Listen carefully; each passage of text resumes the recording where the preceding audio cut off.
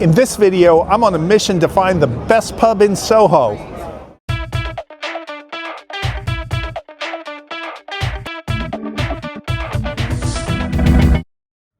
Finding the best pub in Soho might be a bit ambitious because Soho has the largest concentration of pubs in London. It's not possible to fit every one of them in this video, but I'm going to hit some of the most popular plus a few hidden gems. If I missed your favorite somehow, let me know in the comments. And at the end of the video, I'll give you my vote for the best pub in Soho. I can't wait to kick this off. We're going to start out with the #1 pub according to Time Out London. That's the Coach and Horses. I've heard a lot about this place and I've walked past it a few times, but this is my first time inside. This was a favorite pub of several local journalists who made it known through their articles that the former landlord, Norman Ballin, was the rudest landlord in the city. Lucky for us, Norman's legacy seems to be put aside. I thought this pub was quite friendly and the outdoor seating was really nice. There's another Coach and Horses right around the corner on Old Compton Street. Now, this isn't the famous one that Norman Ballin was the landlord for, but I think it's a really cool one. A little bit smaller, but it's very cozy, very nice. So is Time Out right? Was the first pub really the best? We got a long way to go to find out. If you've ever been on Dean Street, then you are certainly familiar with the French House. This was the London base of Charles de Gaulle during World War II. The busy pub doesn't just have a French theme, it's French right down to the beer only being served in halves. This pub is très petit, which is why you see so many people drinking outside. I was lucky to sneak a few videos inside, as there's a no tech rule, a policy that encourages a lot of social interaction. On y va, it's time for the next stop. I definitely want to include two pubs that I've already mentioned in Starstruck by London videos, and if you haven't seen the Soho and the Mr. Fogg's video, I wouldn't want you to miss these places, and if you haven't watched those videos, check the description and you can see the link to them. Here we are at the first of the two previously covered pubs. This is the Crown Two Chairmen on Dean Street, and as you can see by the crowd, this is a very popular pub. This pub is wide open and has a great selection of beers and ales, but what I like most about it is that it's right across the street from the Soho House and just a few steps from the Dean Street Townhouse. So there's a really good chance of spotting a celebrity when you have your pint here. Even if you're not into celebrity spotting, the Crown Two Chairmen is a very inviting and friendly place to hang out. The second pub that I've already featured in a previous video is Mr. Fogg's Hat Tavern. This gem is located across the street from the former Holland Street Hat Factory, and it really leans into that history. There's always a good crowd outside, and there's a proper tavern on the ground floor, but the real appeal is the gin parlor hidden behind the false door in the lower floor. I take friends and visitors here often because it is such a unique experience.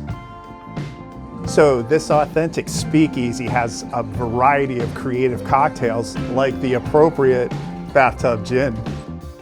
Watching these artists create these cocktails is just as much fun as drinking them. Not too far from the Hat Tavern is a quirky little place that Thomas Vosper of Historic Pub Crawls turned me on to, so let's go. If you're a Guinness fan, you have surely been to the Toucan, and if you haven't, this is the best advice you're going to get out of this video. Though every pint and cocktail you would expect from a pub is available, it's pretty clear what you come here for.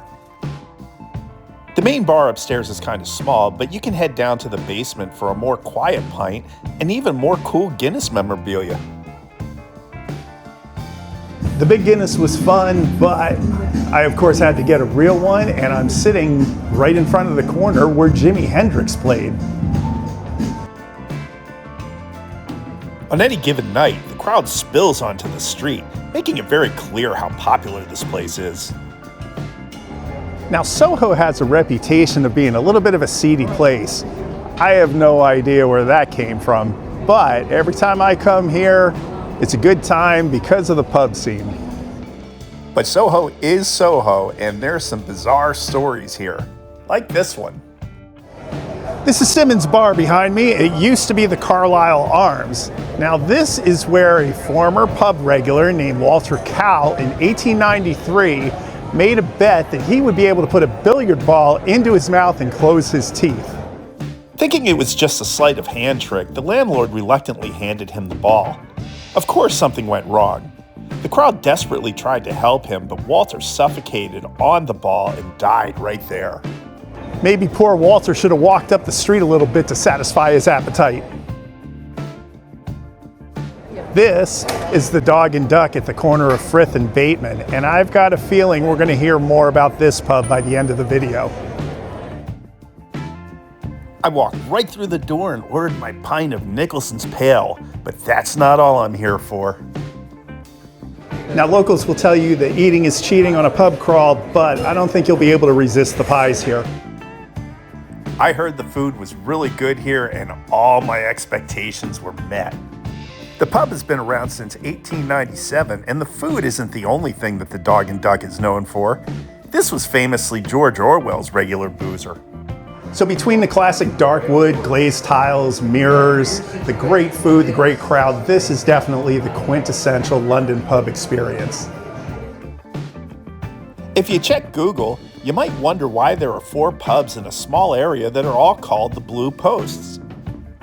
In the 1600s, London's elite were able to hire sedan chairs to navigate the narrow and dirty streets. The sedans would be hailed like a taxi in areas designated by blue bollards, so if there was an adjacent pub, it would naturally be named the Blue Posts.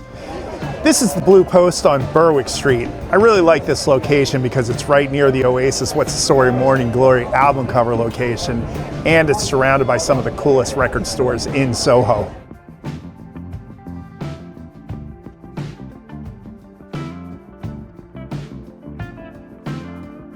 This pub is in a really great location. It's in front of a pedestrian-only pathway, so you can spread out in front of the pub.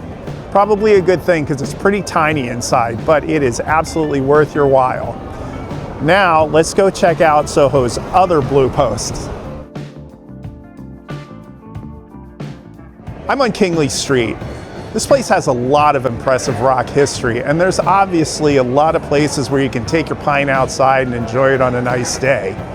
However, it is very, very touristy. It's one street over from Carnaby, and it's a hive for phone thieves and for pickpockets, so I tend to avoid this place. And it's no coincidence that while most Soho pubs are shoulder to shoulder by 5 p.m., these tourist pubs in Carnaby are just winding down. Enough of the Carnaby nonsense, let's go back to the good pubs.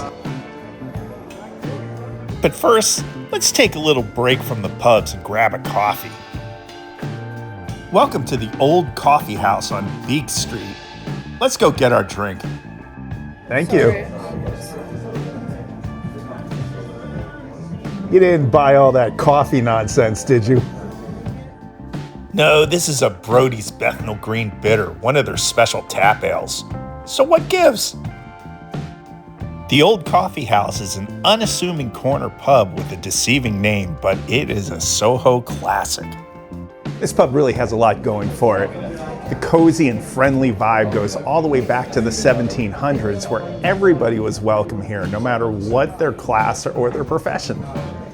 Well, aside from women. They weren't really welcome here, but luckily those days are behind us. The pub's only a block from Carnaby. However, it's the southeast corner, which is less trafficky. The location helps you avoid the tourists that go to the typical Carnaby Street pub, as does the next pub, which is right up the street. The Sun and 13 Cantons is a mouthful of a name, but it is literally a bar that's unique to any other one in London. The name comes from the area's Swiss wool traders from the mid-1700s. But there's a specific reason why I like this place. I really dig the rock and roll vibe here. It really fits in with Soho. Very appropriate. But what makes this pub completely unique to any place else in London is that it's got a kitchen, which is the only place in the city that serves Cambodian food.